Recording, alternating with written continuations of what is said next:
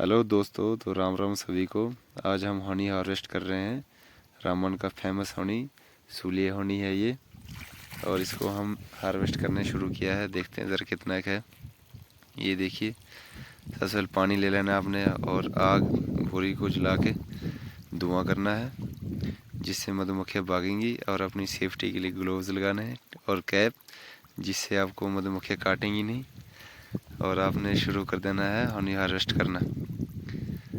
तो ये हमने शुरू कर चुके हैं। अभी हम आपको दिखाएंगे हार्वेस्ट करके कितने हनी निकलेगा।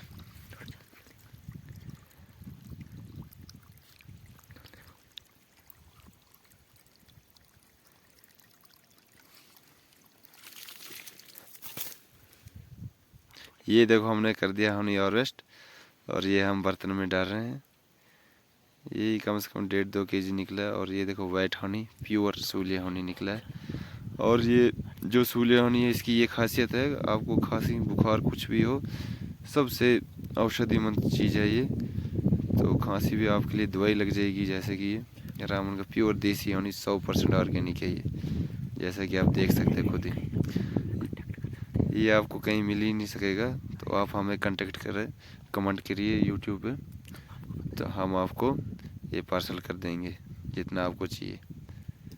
तो धन्यवाद। आपको इसी के साथ हम दूसरी वीडियो में मिलेंगे। तो आपका शुक्रिया।